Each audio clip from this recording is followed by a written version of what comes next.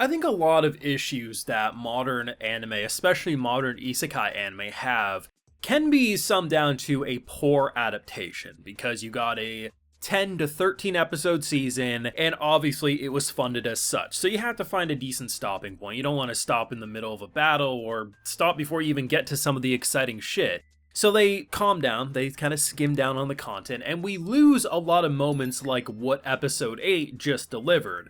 And the fact that we are having a backstory that's going to last at least an episode and a half, potentially 2 episodes. I say an episode and a half at least because we got 1 episode here, and at least half of next week's episode is going to be flashback, if not the entire thing. And usually, these are where things get skimmed down, because ultimately, we know the outcome. We know Rose loses this party, that she feels guilty, it hurts even more, getting more context behind everything. But ultimately, the studio adapting it, because they're obviously not funded for more, they would skim down on this. They would get to the main points they need to, and all of this backstory would have been crammed into half or maybe this entire episode. And The Wrong Way to Use Healing Magic said no, this source material not only deserves a good adaptation, but most importantly, it doesn't feel like we're rushing to one specific spot. Like, I do expect we will finish whatever battle that Osato and company are going out for, because this is a 13 episode season, but I appreciate the fact that this is an isekai that, in a way, you would swear you're watching a 2-cour anime, that this was 25 episodes minimum, because the lack of rushing, the lack of feeling like we're trying to skim on things. There's going to be source theaters who are going to tell me that no, it's actually a horrible adaptation, or no, they actually did cut a lot. Even if that's technically true, as an anime only, this is actually letting you connect and see things that you normally wouldn't see. And an adaptation isn't supposed to be a one-for-one,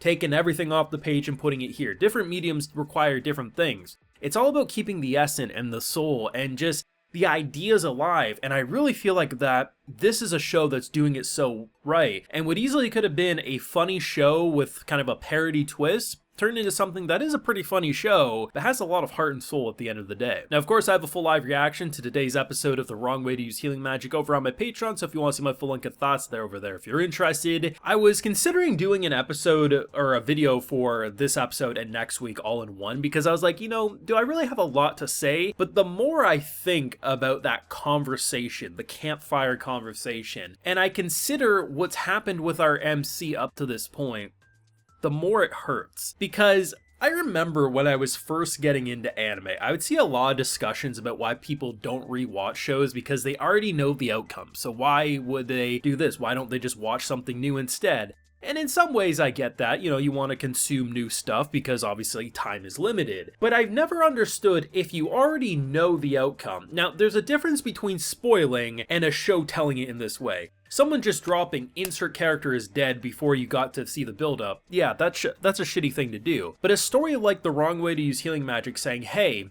we know Rose loses everything, that she feels guilty, that she feels like she never would able to find someone that could either match her or surpass her, insert our MC, and that's where we're at now. And doing that slow burn of an aggressive kind of bully character, slowly opening up and trusting in our boy more and more, pushing him, and seeing how he's kind of a monster who refuses to back down, allows for us to start to see like, oh, there's more underneath this tough exterior, that she's actually very sweet and caring deep down inside. She's abusive, we can't deny that. She hits everyone that she seemingly cares about. She needs some restraints. But at the end of the day, she cares a lot more than she let on. And when you start realizing of what she lost, insert this backstory, you immediately know they're gonna die. But the idea of connecting with them. Now, obviously, her second in command is the one who got the most spotlight. But the idea of having such a precious cinnamon roll, who, originally I'm like, I wonder why, she thought of her similar to Osato, because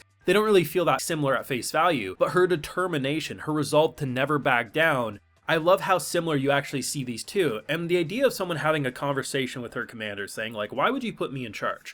There's people more talented, there's people more better suited for this. And that conversation and build up, there's no aggression, there's no comedy hitting or anything like that. It's just an emotional thing that someday I'm leaving this in your hands. And the idea of having that entire group just kind of pat her on the back saying, you got this, girl. You know what's coming. A blind man would see it because they've explicitly told us over and over, but it doesn't feel like it makes it any easier to stomach. In fact, it makes it more painful. You're waiting for that shoe to drop. We've really started to understand Rose on a deeper level in present day, and the fact that she's marching off, she's driving the wagon, right, and she's thinking, she's pondering of what she's lost, and how she very clearly wants to put that same level of trust in Usato, but she's thinking about that battle. I leave you in charge. I can't deal with this douchebag over here if I have to worry about you guys. I trust in you. You got this. Most likely, the way this is going to go is she will either defeat or try to retreat from that man, and she'll find her party dead. And she's going to blame herself. And if somehow they all survive that situation is coming on the way back home. It 100% is. And the idea of leaving someone in charge saying, I believe in you, I trust you. For 5 years, she's had this guilt of, I made the wrong choice. I put someone who wasn't ready. She tried to tell me she wasn't ready, and I gave her responsibility that got her and these people that I loved killed. And then when you compare and consider what's going on in present day, that type of emotional buildup isn't weaker because you know what's coming, it's stronger because you know what's coming. And I really love how they handled this episode and how they didn't rush in.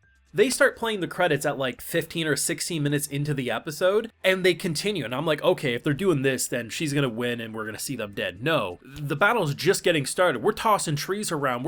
I swear to God, she threw the Great Deku Tree at this dude at one point. And the fight is incredible, but the thing that makes this so important is just considering how fearful she must be that this is all going to happen a second time. And if it does, she will have no willpower to try again. And if he surprises her and actually lives up to those expectations, and our boy is able to not only surpass her expectations, the amount of spark she must have, and considering giving Usato commander role someday, like, he's going to become second in command by the end of this core, it feels like. And if not, it's something that would happen probably in a season 2. Now, this show isn't for everyone, and I think there's a lot of people who have watched it who don't praise it as highly as me, and that's fine. Everyone has different tastes, but I'm really impressed because the comedy direction has remained quite strong, but it has so much silliness that would almost make it seem like it's taking the piss on the serious moments. But surprisingly, they keep the emotional there despite it having so much comedy, and I'm excited, terrified, and ready to be heartbroken knowing what's coming next episode, and